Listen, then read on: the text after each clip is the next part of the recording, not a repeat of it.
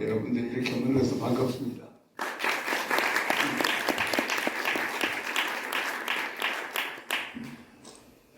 지금 제 강의를 해야 할 내용의 대부분을 이번 다큐멘터리가 끝냈기 때문에 제가 말을 좀 제 강의 내용을 좀 줄일 수 있어서 고마운데, 공직 생활도 오래 했고 정치도 오래 해봤습니다만은 이 다큐멘터리가 이만큼 감동을 주신 다큐멘터리는 오늘 처음 봤습니다.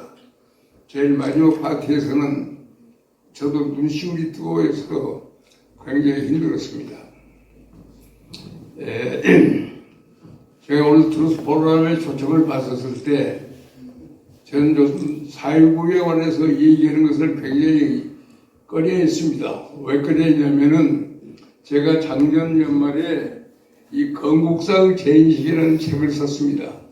이 책을 쓰면서 이승만 박사를 연구해 보니까 1960년 독재자 물러가라 부정선거 다시 하라고 데모했던 그 당시 내가 가지고 있던 이승만에 대한 생각, 그게 근본적으로 사라졌기 때문에 그렇습니다.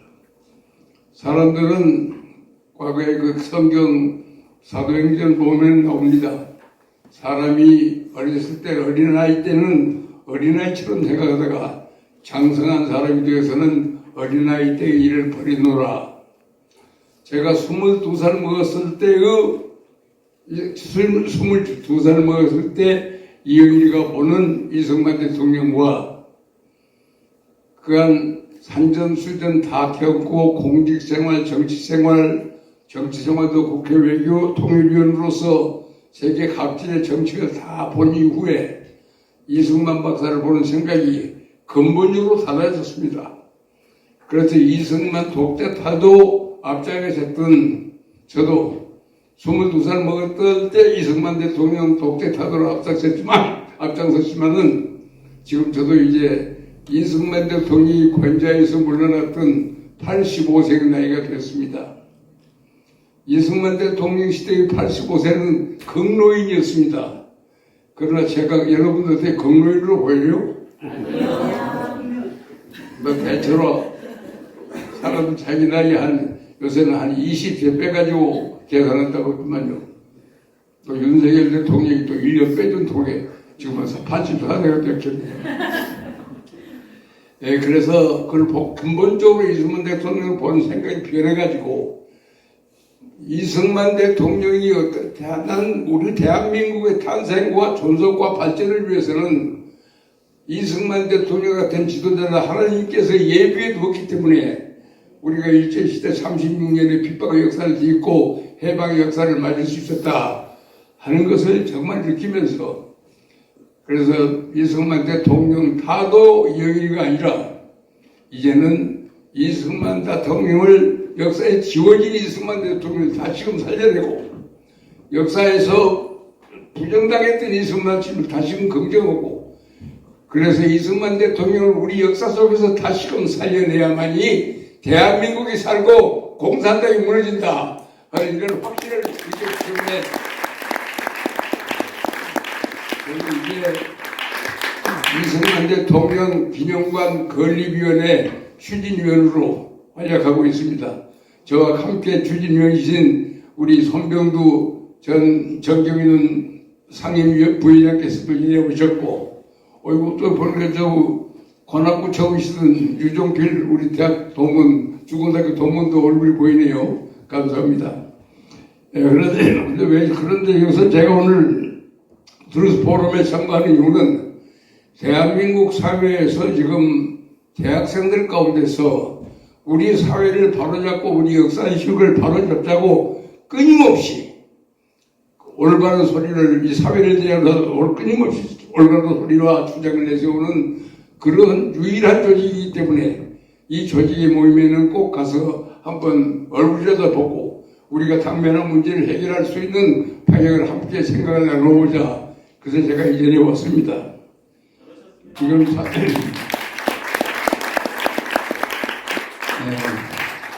역사를 보면은 우리 사회에서 학생들이 나서지 않으면 안 될 사건들이 여러 개 있습니다. 우리가 잘 알다시피 3.1 독립운동 학생들이 꼭 나서야 합니다. 60만세 사건, 광주학생 독립운동 사건, 이렇게 식민지 민족시대에는 학생들이 민족 독립운동에 앞장을 섰는데 그때는 대개 다 중고등학생이었습니다. 그리고 그 배후에는 애국적인 선각자 독립운동 지도자들이 배후 세력으로 존재했죠.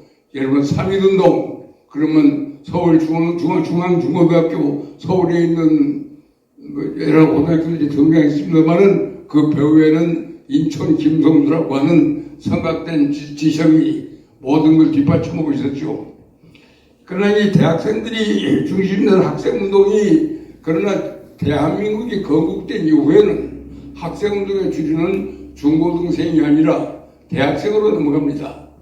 그 대학생운동의 가장 그 대표적인 게 지금 우리가 부각되고 있는 4.19 학생이 중심된 4.19 학생인데 4.19 혁명 이후에도 65년도에 한일회담을 반대했던 소위 6.3 데모, 그 외에 이제 과거에 또 권위주의 정권과 싸우겠다고 등장했던 60운동, 60항쟁, 그 이후에는 그런 민주화라고 하는 명분만 썼지 민주화는 아무런 관계가 없는 이른바 운동권이 대학을 학문부제 난장판으로 만들어가는 그러한 어떻게 보면 서양사에서 나온 드라곤 투 스트롬 비슷한 그런 하여간 난동의 시대가 우리 대학가를 전역할 때도 있었습니다.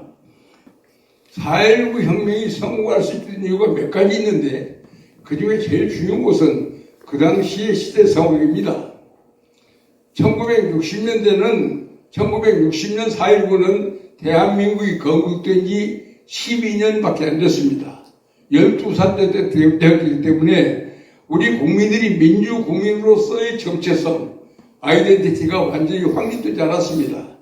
또 상황으로 보면은 전민주주의 시대에서 새로운 민주주의 시대로 변하는 과도기인 상황이었습니다.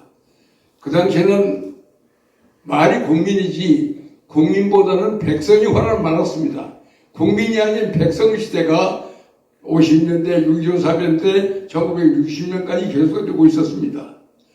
그러니까 백성이라는 게 뭐냐면 내가 대한민국의 주권자라고 하는 주권이 우리한테 있다고 하는 그런 결단 위에서 성립된 나라가 아니다 하는 거죠. 그렇기 때문에 주권이 국민에게 있다는 것은 헌법에 있는 조문이었고 실제로 국민들은 자기가 주권자라고 하는 의식이 그렇게 철저히 못했습니다. 그리고 경찰이 있다. 민주경찰 아닙니다. 관치경찰이죠. 주권은 국민에게 있지 않았고 경무대나 경찰 관청에 있었지 국민에게 주권이 없었습니다. 그렇기 때문에 그리고 그 당시에 또 대한민국 전체에서 중졸 이상의 학력을 가진 사람이 전체 인구의 26,000명 정도로밖에 통계가 안 나옵니다. 이게 서방적 오리엔테이션을 가진 국민 숫자가 전체 인구의 3% 미만이었다. 그리고 국민 소득도 아까 말씀하셨던 60달러 정도예요. 그렇기 때문에 어떻게 하면 한 끼라도 안 굶느냐 하는 것이 우리 대학가의 운동 학생들의 얘기입니다. 점심을 못 먹는 대학생들이 대부분이기 때문에 오늘 나는 점심을 거두지 않았다는 것이 하나의 자랑스러운 스토리가 될 때 우리가 그런 시대를 살았습니다. 그렇기 때문에 이 당시에 그러나 그 당시에 학생들만은 민주주의가 뭐고 헌법이 뭐라고 잘합니다. 정부의 불의, 부정, 관치행위에 대해서 굉장히 비판적이겠습니다. 그렇기 때문에 대학생들만이 대한민국을 민주주의로 키워나갈 수 있는 지식과 정보를 선점한 유일한 집단입니다. 3.1운동 때도 3.1 독립, 우리가 식민지로부터 해방되어야 한다고 하는 당위성을 알고 있는 그런 지식과 정보를 가진 사람이 그 당시에는 청년 학생들 뿐이었습니다. 일반 백성들은 그런 문제이 쉬웠습니다. 짓밟히면 짓밟힌 대로 사는 것이 백성이었습니다. 그러나 대학생들만은 시위의 자유, 집회의 자유, 언론의 자유, 그리고 올바르지 못한 주장에 대해서 항의할 수 있는 자유가 있다는 것을 교과서를 통해서 알고 정보를 통해서 알고 있는 바로 그런 집단이기 때문에 그래서 학생들이 새로운 시대를 열어가는 새로운 국가를 건설할 수 있는 지식과 정보의 선적 먼저 얻은 집단이기 때문에 국민적인 리더십을 발휘했고 그런 학생운동에 국민 전체가 동참하고 박수를 쳤습니다. 나는 4.19 때 보면은 누가 뿌리지도 않고 말도 안 했는데 새벽에 닭이 울듯이 수탉이 울면 전 마을의 닭이 다 울잖아요. 전 닭이 우는 것처럼 전국 각지에서 일어났습니다. 어떤 지역에서는 5.18처럼 특정 지역에 한정된 게 아니고 전국에서 동시에 이게 참여의 전국성, 동참의 전국성, 호흡의 전국성이 이루어졌던 것이 4.19 사건입니다. 그렇기 때문에 4.19는 국민적인 호흡 속에서 성공을 했는데 제가 또 제일 마지막은 이런 호흡 능력 리더십뿐만 아니라 가장 중요한 게 한 가지 있습니다. 4.19가 왜 성공했느냐.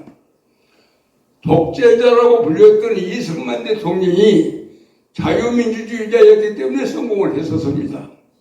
국민의 뜻을 받들어야 하는 지도자라는 것이 그분의 생애를 통해서 오랫동안 체질화되어 있었습니다. 그리고 그분의 이승만 박사를 공부하다 보면은 그분의 가장 중요한 우리 국가를 위해서 오늘 그 공은 지금 내용에는 들어있으나 용어상 빠져있는 부분이 하나 있는데 하와이에서 보는 조국을 보면서 하와이에서 우리 한반도의 모습을 봅니다. 우리 5,000년 역사관 한반도는 대륙 세력의 꼬리에 붙어 있었습니다. 그렇기 때문에 이런 반도 국가고 꼬리 국가, 이 대륙 국가를 성비해만이 산다. 이게 4대 모하사성의 기반이었습니다. 그러나 하와이에서 보는 하와이의 이승만의 눈에 비치는 한반도는 대륙 세력의 꼬리가 아니었습니다. 바로 저 땅이야말로 해양 세력이 대륙 진출할 수 있는 교두보다 해양 세력의 대륙 진출 교두보로 우리 민족의 역사를 바꿔야겠다. 대륙 세력에 매어다니는 한국이 아니라 해양 세력과 더불어 대륙으로 진출하는 기지로 우리 조국 독립대만 만들어야겠다. 그분의 지적결정이 관찰이었습니다. 한 면이 바다인데 한 면은 태평양으로 뚫려 있습니다. 그래서 대륙 세력의 해양 진출의 교두보로서 우리 지정학적인 팔자, 대륙 운명이라고 소리, 우리 지정학적인 팔자를 바꾸려면 우리가 어떤 국가를 만들어야겠느냐. 바로 해양 세력들과 정치적인 가치를 공유하는 국가를 만들어야겠다. 이게 자유민주주의 국가로 독립국가를 세워야만이 독재 세력이 지배하는 대륙 국가와 똑같은다면 절대 해양 세력이 대륙 기지를 교도로 쓰지 않습니다. 그렇기 때문에 하와이에서 그 사람이 느낀 독립국가의 구상은 한반도의 자유민주주의 국가를 만들어야만이 해양 세력과 더불어 지식과 정보와 기술을 가진 해양 세력을 끌어들여서 대륙으로 뻗어가는 우리 민족 웅비의 역사를 만들겠다고 하는 것이 이승만의 정치 철학이었습니다. 그렇기 때문에 그분에게는 자유민주주의 국가를 만들어야만이 우리가 끝나는 확신이었습니다. 그렇기 때문에 나는 정치학을 공부했고 정치도 해봤지만은 전 세계에서 독재자라고 불리는 사람들 가운데서 국민이 원한다고 물러간 독재자는 한 명도 없습니다. 국민이 원한다면 국민이 원할 때 물러갈 수 있는 유일한 독재자가 아닌 이승만 박사가 혼자입니다. 과거에도 없었고 지금도 없습니다. 앞으로도 없을 겁니다. 그렇기 때문에 나는 오늘 우리 트루스 포럼 회원들과 함께 이승만 박사에게 씌워져 있는 공산당이 씌우고 반정객들이 씌웠던 독재자라고 하는 프레임을 나는 오늘 이 순간부터 벗겨드려야 한다 하는 것이 제 견해입니다. 그리고 또 한 가지는 저는 상당 합당 이후에 김종필 씨를 들어 만날 때가 있었어요. 근데 JP, 김종필을 들어 만나면은 저한테 그럽니다. 학생들이 나서지 않았으면은 우리 군인들이 나섰을 텐데 학생들이 먼저 꽁을 쳐가지고 골을 넣어버렸다. 그래서 내가 그랬어요. 우리 김종필 총리, 당신 말 잘했는데 그 그건 틀렸소. 만일에 학생들이 아니고 군인들이 총칼을 들고 이승만 대통령한테 덤볐더라면은 그분은 작전지휘권, 불독수권을 가지고 반드시 철저히 진압하고 그랬을 거예요. 우리 학생들이 이승만 대통령을 하야시키고 자유당 정부를 붕괴시켰기 때문에 그 힘없는 민주당 정부를 당신들이 문제를 주셨지, 만일에 당신들이 먼저 이승만 박사 했더라도 틀림없이 5.18 쿠데타는 5.16 쿠데타는 실패했을 것이오. 제가 이렇게 하면은 말하다가 딱 들어가요. 좀 주세요. 그래서 우리가 이 우리 4.19 혁명의 성공을 쓰거든 이승만 박사의 정치 철학 속에 깃들어 있는 대륙 해양 세력의 대륙가로 만들어진 지정학적인 계산을 해서 자유민주주의를 허재하면 안 된다 하는 그분의 확고한 신념이 있었기 때문에 4.19가 성공할 수 있었다. 여러분들이 나는 그걸 이번에 이승만 박사를 공부하면서 깨달았습니다. 전 세계 독재자 가운데 국민이 물러가라 해서 물러가는 독재자는 한 명도 없다는 거. 앞으로도 없을 것이고 과거에도 없었고 유일하게 물러났는데 아직도 독재자의 프레임을 씌우고 있다면 그럼 잘못된 겁니다. 네, 그렇고.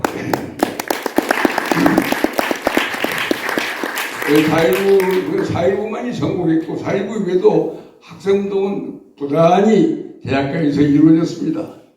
그러나 1960년대 중반으로부터 지금까지 학생들이 대한민국을 이끌어갈 수 있는 지식과 정보의 선진비단은 더 이상 아닙니다.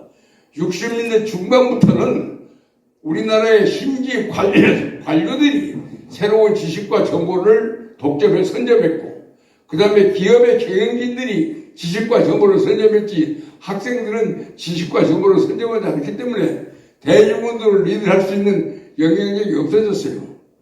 그러면서도 계속해서 한일회담 반대 주장은 국민의 공감을 샀습니다. 그러나 한일회담을 타결하지 않고는 박정희 대통령이 세운 제1차, 제2차, 3차 이르는 경제개발 계획을 추진할 수 없기 때문에 경제발전의 마중물로서 일본의 자금을 끌어들이기 위해서는 한일 국교가 불가피했습니다. 그렇기 때문에 공무원들과 모든 국가를 이끄는 집단들이 학생들은 반대했지만은 대일 구역이라고 반대했지만은 우리는 구역을 참고서라도 국가를 경제적으로 발전시켜야겠다. 그런 길을 국가 발전을 시켜야만이 이승만 박사가 말했던 종의 먹이를 쓰지 않을 수 있는 나라를 만든다고 하는 그런 주장이 압도적이기 때문에 6.3 세태는 성공한 학생이라고 볼 수는 없죠. 그 후에 이제 권위주의 정권을 싸운다고 하는 것은 굉장히 치열한 소위 주사파 운동군이 등장을 했는데, 나는 강다가 가서 가끔 보면 주사파 운동군들을 웃기는 놈이라고 보는 게, 자기네들은 한국의 민주화를 위해서 이만큼도 노력 안 했습니다. 4.19 혁명이 만들어온 민주주의 통해서 거기서 얻은 자유를 가지고 민주주의를 타도하는 운동을 정했던 것이 주사파 운동입니다. 나는 가끔 운동권 출신 정치들을 만나서 우리가 민주화 투쟁할 때 당신은 어디가 있었냐? 나 당신은 공무원 아니느냐? 당신이 언제 민주화 투쟁했어? 4.19를 제외하고는 대한민국의 민주화를 위해서 노력한 학생운동은 없었다. 그럼에도 불구하고 우리 사회에는 엄청난 정도의 주사파 집단이 형성됐습니다. 주사파, 대한민국같이 발전한 나라에서 주사파가 있다는 것은 뭘 의미하느냐? 북한의 대남 권력이 얼마만큼 집요하게 전개되어 왔는가를 우리한테 깨닫게 해주는 겁니다. 지금 100일 우리가 봅시다. 남한과 북한을 비교해봐요. 남북한은 같은 민족입니다. 그런데 어떻게 해서 남한은 웅구탄대에서 말하는 지구상 77개 아시아프리카 신동 대륙에서 가장 먼저 선진국으로 선출했고 신분이 상승도 있잖아요. 오늘 세계 랭킹 12위 국가 아닙니까? 지금 한미일이라고 하는 협력체가 만드는 것은 해양 세력들이 대륙을 얻고 가기 위한 우리의 이승만의 지정학적 구상이 현실화된 겁니다. 바로 그것의 연장선상에서 지난번에 나온 캠프 데이비드 체제라는 게 가능한 겁니다. 그게 다 이승만 대통령이 멀리 내다보고 만들어낸 포석이에요. 아까 한미상호 방위계약을 체결할 때 오늘 클라크 장군 얘기만 나왔는데 직접 아이젠하워 대통령의 전략 특사로서 이승만과 대화한 분이 있습니다. 로버트슨 차관보예요. 로버트슨 차관보한테 이승만 박사가 두 가지를 얘기합니다. 휴전을 해서 미국과 유엔군이 떠나버리면은 그건 진짜 철수다. 중국 군대와 소련 군대는 철수해봤자 행정적 위치변동이지 전략적 철수는 아니다. 한반도는 전부 잿더미로 자꾸 폐허가 되었는데 유엔군과 미국이 떠나버리고 소련과 중국이 들어온다면 이 폐허 속에서 어떻게 우리가 공산진병을 막을 수 있겠느냐. 차라리 그럴 바에야 우리가 전체 죽는 하였더라도 북진하겠다. 그러니까 그 전략론리가 맞잖아요. 공산국 대륙 세력들은 군대만 압록강 두만강 밖으로 옮기는 것이지 전략적 차원에서 보면 철수가 아닙니다. 그건 이동이지. 그런데 유엔군과 미국은 철수예요. 그렇기 때문에 그 얘기 안 맞는다는 것과 두 번째, 당신들은 한국의 전략 가치를 가장 낮게 평가하고 일본만을 중시하는데 한국이 무너지면 일본이 무너지고 일본이 무너지면 태평양으로 뚫린다. 그렇기 때문에 장기적으로 보면 미국의 이익에도 안 맞는 것이다. 그렇기 때문에 우리가 같이 살기 위해서 내가 방위동맹을 맺었는지 미국의 자비심과 양보를 보는 거 아니다. 얼마나 이승만 대통령이 그 약자, 지구 최강의 아이젠하워 대통령과 전쟁의 폐허에 깔려버린 최악의 대통령이 상당히 흡사할 수 있는 것은 이런 확고한 자기의 전략론리가 있기 때문입니다. 1954년에 이승만 대통령이 미국을 방문합니다. 왜냐하면 6.25 사변 때 싸워줘서 고맙다는 인사를 하고 다닙니까? 근데 가가지고 공항에 탁 내리자마자 미국 사람들 우리 도와줘서 고맙습니다 하는 말은 피아니시모로 하고 자기가 강력하게 주장한 것은 뭐냐면 cold feet in American cold feet. 미국의 겁쟁이들 때문에 한민족은 통일을 삭제했다. 이건 포르테로 얘기했어요. 그게 아닙니다. 그만큼 철저하게 자신만만하고 당당했죠. 몇 가지 근거가 있죠. 아이젠하워 대통령이나 존 포스터 댈레스 국무장관보다 이승만 박사가 훨씬 나이도 많고 학번도 좋고 경력도 훌륭합니다. 그렇기 때문에 당당한 거예요. 항상 이승만 박사는 처음부터 끝까지 당당했지 뭐 가서 사정하고 하는 게 아니에요. 그렇기 때문에 클라크 장군이 부산에 있는 이승만 대통령한테 휴전을 설득으로 왔을 때 이승만 박사는 키가 작고 클라크 장군은 크지 않습니까? 딱 가서 삼성장군 별을 딱 붙들고 You soldier, 너 군인이지. You have to fight. 싸워야지 무슨 놈이 휴전을 하자는 말이냐. 그러니까 클라크 장군이 아주 질려버렸다는 거죠.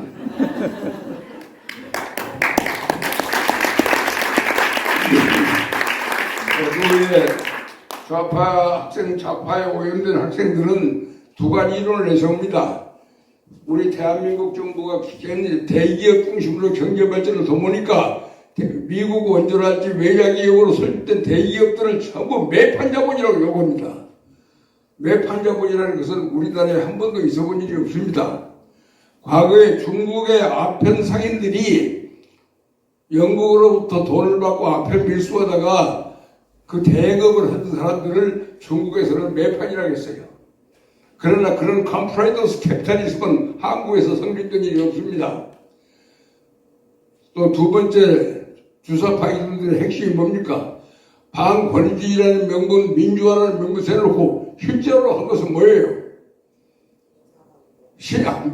미국을 신식민주의에 모채고 한국은 신식민지에 붙어 살고 있는 식민지 종속국가라고 합니다. 그런데 식민지는 있었으나 신식민지는 역사에 있어본 일이 없습니다. 그럼 왜 지금 대한민국이 오늘 왜 이렇게 컸느냐? 민족은 같은데 대한민국 주권은 국민에게 있습니다. 그러나 북한의 주권은 수령에게 있습니다. 수령이 같은 민족이라도 수령이 다스리는 나라에서는 지구 최빈국이고 국민이 주권자인 대한민국은 지금 세계 지금 이대로 가면 세계 미래 학자들 만들면 대한민국이 세계 표가 된다는 거 아니에요? 그런 비전 차이. 그러니까 해양 세력의 대륙 전체를 교도로 만드는 이 승만의 지정학적인 프레임이 아직도 유효하다 하는 것이 지금 증명되고 있습니다. 그런데 그분에게 우리는 독재자의 프레임을 씌웠습니다. 또 한 가지 더 나쁜 프레임이 있죠. 공산당들이 신민주의를 내려갖고 미국 문화원을 점거하자 한민투운동, 미국 문화원 방화 사건, 이 반미 투쟁을 거다없이 전개했죠. 그러나 그런 반미 투쟁이라는 게 국민들이 호응을 못 받잖아요. 왜? 지식의 선점이 필요하죠. 학생운동이 국민을 지도하려면 국민보다 더 나은 비전과 이론과 정보가 있어요.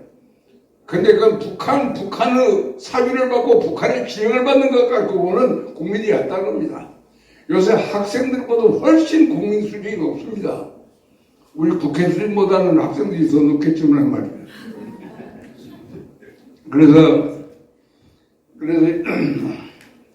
그래서 지금 이런 모든 그 좌파 이론들의 핵심은 결국은 레닌이 그런 말을 했어요. 자본주의 국가에 가보면 그 useful idiot, 쓸모있는 바보들이 많다. 대한민국에서 한미동맹과 아주 국가 안보를 유지하고 그 협력을 통해서 국가의 존속과 발전을 도모하고 있는 나라에서 미국 문화원을 점거하면서 반미 투쟁입니다. 그걸 민주화 투쟁이라고 해가면서 미국 대사관을 담을 넘어 들어간다. 그리고 매일 반미국을 붙이고 미국 대사관 앞에 가서 미국 주한미군 철수하라. 그래서 북한과 똑같은 노래와 구호와 주장을 외친다면은 그것은 공산당들 입장에서 볼 때는 useful idiot지. 쓸모있는 바보예요. 이 쓸모있는 바보들이 정권 창출을 했던 사태가 우리나라에 벌어졌어요. 얼마나 우리 국민들과 지식인들이 쓸모있는 바보들을 몰랐던가. 그래서 다행히 우리 트루스 포럼이 쓸모있는 바보들을 고발하는 새로운 국민운동의 주체로 등장한 거, 이거 얼마나 우리한테 큰 영광입니까? 쓸모있는 바보들과의 투쟁이 앞으로도 당분간 계속돼야 합니다. 왜 쓸모있는 바보들이 끊이게 버티느냐? 그건 북한 노동자의 끊임없이 공작비와 활동과 이데올로기와 아이디어를 제공하기 때문에 그 지원을 받고 자라는 것이 쓸모없는 바보 집단입니다. 바로 그런 쓸모있는 바보 집단들, 우리한테는 가장 필요 없고 북한 공산당에만 아주 필요한 그런 바보들이 계속 존재하는 것은 북한의 공작이 계속되고 있다는 뜻이고, 거기에 밀리면은 우리 조국의 미래는 없어집니다. 그건 대륙 세력의 지배하에 우리 한반도가 놓이게 됩니다. 해양 세력의 대륙 진입 기득 결국가 아니라 대륙 세력이 해양으로 뻗어갈 수 있는 길목이 되어버린다면 우리의 팔자와 역사는 근본적으로 사라져버리는 겁니다. 그렇기 때문에 바로 그러한 깨달음을 우리가 함께 나누자. 그게 이러한 연구의 기본이 되는 겁니다. 그러니까 지금 우리가 필요한 대학 학생운동은 앞으로 성공하는 학생운동은 나오지 않을 거예요. 왜냐하면 한국 사회의 지금 성장 속도가 빨라서 기업 중에서도 앞서가는 기업이라고 새로운 기술, 새로운 모델, 새로운 도메인을 만들다거나 게임 기술도 훨씬 빠른 거래요. 요새는 경쟁이라는 게 우리끼리 경쟁해서는 안 됩니다. 전 지구를 상대로 경쟁해서 1등이 돼야만이 살아가지 않습니까? 삼성이 1등이기 때문에 살았습니다. 바로 그런 시대에 과연 학생들이 새로운 국가를 이끌어갈 수 있는 지식과 정보를 선점하는 집단이라고 잡을 수 있겠어요?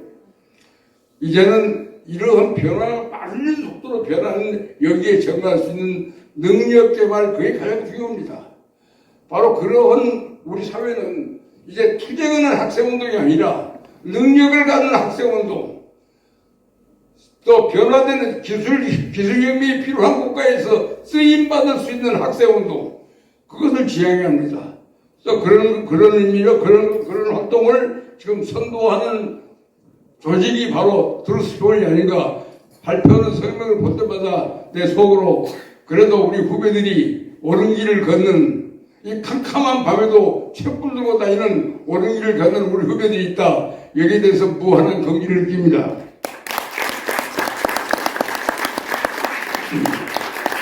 제가 이 건국사 제의식을 쓴 것은 우리나라에서 나온 두 개의 사관의 대립입니다.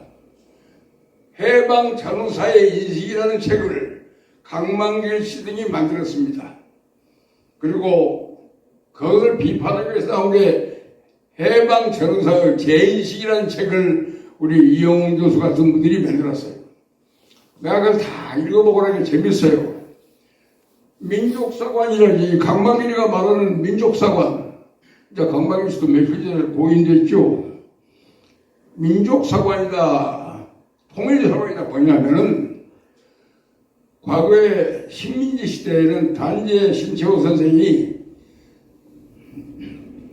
역사는 아와 비와의 투쟁이다. 나와 나 아닌 것과의 투쟁이다.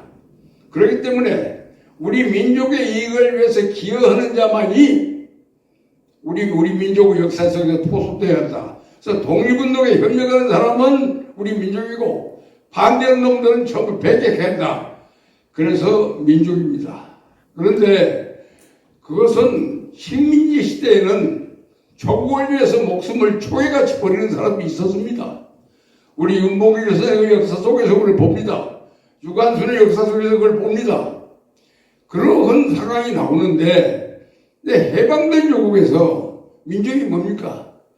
민족이란 것은 우리 국민 전체가, 우리 개개인 한 사람 한 사람, 인간 한 사람 한 사람에 뭉쳐있는 집단이 민족이지. 하나는 전체를 위하여. 공산주의 이론이 그겁니다. 하나는 전체를 위하여. 하나는 전체를 위하여라는 그런 뭉뚱그려진 개념 속에 민족으로 포괄되어 버리면은 개인이 인권이 없어집니다. 자유가 없어집니다. 공산주의 국가가 무인격 무자유의 나라, 무인권 무자유의 나라 아닙니까? 지금 요새 중국 공산당 보세요. 거기 중국 공산당 운동에 민권이 어디 있습니까? 거리에서 지나가는 사람이 대화만 하더라도 바로 무슨 말을 했는가를 파악해버리는 안면인식 컴퓨터가 있습니다. 도청이 있습니다. 모두 철저히 감사하기 때문에 이런 디지털 디테이터십, 디지털 독재 체제하에 인권이 어디 있고 자유가 어디 있습니까? 그러나 그 사람들은 그것을 중화민족의 위대한 무기라고 합니다. 그 민족 속에서 인권도 자유도 살아내기 때문에 이 민족사관이라는 것은 독재사관이고 전체주의 사관이에요. 그런데 그것을 고수하는 사람이 주사파의 이론적인 백그라운드였습니다. 두 번째, 이용훈 강박일 씨 같은 사람들 뭐냐면은 통일사관을 내립니다. 우리 민족은 독립이 되었지만 통일되지 않으면 완전한 독립이 아니다. 그렇기 때문에 통일에 기여하는 것만이 올바른 역사관이다. 그런데 그 통일이 중요한 걸, 거기서 중요한 질문은 어떤 통일이냐는 문제시하지 않습니다. 자유민주주의 국가가 통일이냐, 공산주의의 통일이냐 묻지를 않습니다. 덮어놓고 통일이면 최고고 거기에 기여했다. 근데 알다시피 북한은 1946년 2월 5일 날 북조선 인민위원회 탓으로 적고에 만들어집니다. 그러니까 1946년에 북한의 단독정부가 만들어졌습니다. 우리만 몰랐습니다. 왜? 소련이 일본군 무력해제를 시키면 소련이 38선을 남북의 레마 단절은 차단선으로 변이시켜놓고 딱 북한을 테러장마에 가둬놓고 그 안에서 김일성이를 만들어서 단독정부를 해롭잖아요. 그 기록이 스탈린 정부의 뭉개된 이후에 모든 북한 공작 기관의 공산당의 모든 공작이 다 나타났습니다.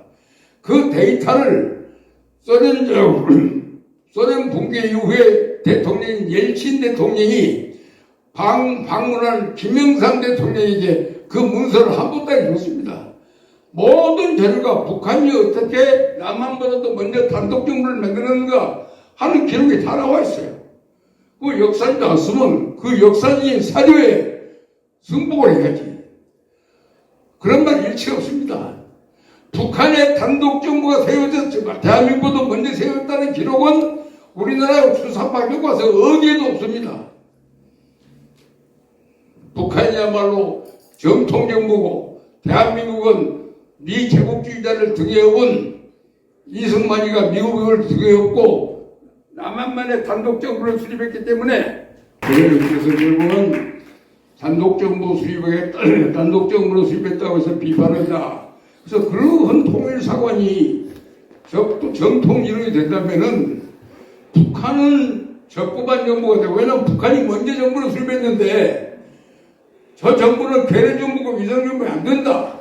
그래서 유엔 감시와의 자유 총선거에 의해서 한민족 3분의 2가 참가하는 투표에서 대한민국 정부가 수립되었고 또 유엔의 승인을 받았다. 유엔의 승인을 받을 때 북한은 승인을 못 받았다고요. 그런데 어떻게 북한이 정통정부고 우리가 분단 책임을 갖는 이승만 박사가 민족훈련의 원인입니까? 그러니까 완전히 역사를 깨거꾸로 주장하는 게 통일사관이에요. 그러니까 이 강만길의 통일사관 보면은 김구는 통일주의자고 이승만은 민족분열의 원인이 되는 거예요. 그런데 그 순간 이걸 40년간을 70년간을 그 선전을 계속했습니다. 이승만은 민족분열의 원인이다 하는 그 선전이 소남한 단독이라고 북한이 그래요. 소남한 단정. 남한만 떼가고 단독정부를 만들었다는 구호가 북한의 구호가 소남한 단정 이승만 타도입니다. 그러니까 그게 1948년 대한민국이 수립된 날로부터 지금까지 계속되는데 이승만 대통령이 하야했으면 그 후에는 그 선정이 없어질 것 아닙니까? 계속 지금까지 계속됩니다. 그게 주사프로에서 얼마만큼 대학생들의 마음속에 내면에 되었든지 우리 국민이 손으로 뽑은 대통령이 대한민국은 태어나서는 안 달려야 했다는 말을 과감히 했잖아요. 노무현 대통령이 직접 한 육성으로 말합니다. 어떻게 대한민국이 태어나서 안 달라요? 바로 그러한 사실에 대해서 올바른 논의와 토론이 이 대학에서 있어야만이 주사파가 뿌리를 못 내립니다. 바로 그런 뿌리를 찾아내기 위해서는 우리들 간의 공감대와 정치교육이 필요한 겁니다. 그래서 저는 결론으로 이제는 우리가 제일 중요한 것은 완전히 독재자라고 하는 프레임, 민족분열의 원인으로 씌워져 있던 이승만 대통령을 우리 역사 속에서 지워지고 핍박받고 심지어는 조국까지 들어오지 못하게 했던 역대 정권 반성을 해야 합니다. 왜 반성하냐? 이승만 대통령이 하야한 이후에 북한의 대남부 선전에서 죽었도 모르는데 계속 공격이 지금까지 이어지고 있다면 그 선전은 이승만 자인에 대한 공격이 아니라 대한민국의 성립의 정당성에 대한 부정, 정통에 대한 부정이기 때문에 역대 정권이 그걸 막아야 합니다. 그러나 박정희 대통령도 모든 정권들이 뭐라고 했어요?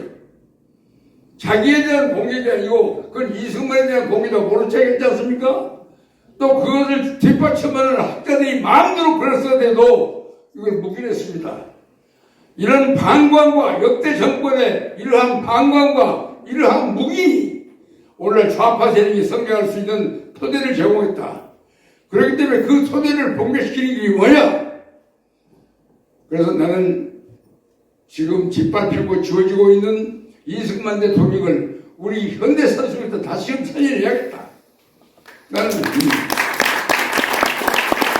지난번에 우리 대통령 기념관 건립 추진위원회 전체 회의에서 아까 나왔던 이승만 대통령의 며느리였던 조혜자 여사가 아주 재밌는 얘기를 했어요. 프란체스카 여사가 돌아가시기 바로 직전에 며느리를 불러다 놓고 나폴레옹이 프랑스 사람한테 죽었다가 다시 살아났는데 200년이 걸렸다. 그러나 한국은 훨씬 빠를 테니 자제하지 말고 용기 있게 살아라. 결국은 바로 그런 게 최근에, 그래서 제가 금년 1월 달에 가만히 생각해 보니까 여러 친구들하고 만나서 우리가 나이가 이제 85세인데 이승만 대통령이 85세에서 권력을 물러가셨는데 이제 우리도 나이가 85살 됐으니 우리도 이제 4.19 세대들이 이승만 대통령과 우리 관계를 재정립할 때가 됐다. 그런데 우리가 이승만 박사를 바라보는 시각이 다 다르기 때문에 우리가 어떤 성명이나 입장 표명하지 말고 3월 26일 11시에 국립묘지 이승만 박사 묘지에 우리가 모여서 같이 참배하고 묵념함으로써 이승만과 우리 사회에 놓였던 그 갈등의 벽을 극복하고 우리가 새로운 시대로 넘어가자. 거기에 동참하는 사람은 나에게 카톡으로 연락해달라. 그래서 나 한 150명 정도 옛날 동료들한테 편지를 했더니 카톡을 보냈더니 78명이 호응해왔어요. 그래서 3월 26일 날 그 전에 참가했던 우리 손병두 우리 건립수집위원회 고문께서 저한테 그런 아이디어를 주셨습니다. 그걸 수인회를 호응이 와서 얼마나 기분이 좋든지 그날 모여서 그 참배를 했는데 우리 그때 일요일이었습니다. 3월 26일 일요일이었고 또 혹시 무슨 성명 발표고 그러면은 또 4.19 단체들이 몰려와가지고 또 시비를 내면 또 우리가 좋게 만들려는 이승만 박사한테 오히려 모욕이 될까 싶어서 일체 보도자료를 안 했어요. 근데 거기에 와 있던 언론계에 있던 친구 몇 사람들이 밤새도록 보도자료를 만들고 흘려갖고 아침 자고 하니까 막 대한민국 큰 대형 신문들이 대서 투표했어요. 우리가 쓰지도 않았던 경우 이승만 박사와 4.19 세대 간의 화해다. 그 사건이 이승을 계기로 해서 점점 우리 사회에 이승만 대통령에 대한 재평가의 분위기가 지금 점점 번져가고 있습니다. 현재 2만 5천 명 정도가 현재 기념관 건립에 동참해서 한 53억인가 그렇습니다만은 우리는 한 사람이 많이 내는 것도 양도 액수도 중요하지만은 더 중요한 것은 참여가 많아야 합니다. 그래서 10,000원부터 전부 낸 사람만 있으면은 주소만 주면은 우리가 전부 기부증서를 줘가지고 이승만 살리기 운동에 동참하는 사람의 숫자가 늘어나야 합니다. 그래서 제 결론은 이승만이 살면 대한민국이 살고 대한민국이 살면 공산당을 이긴다. 이것이 제 결론입니다. 저는 크리스 포럼 회원들의 적극적인 동참을 호소하면서 제 말씀을 이것으로 줄이겠습니다. 감사합니다.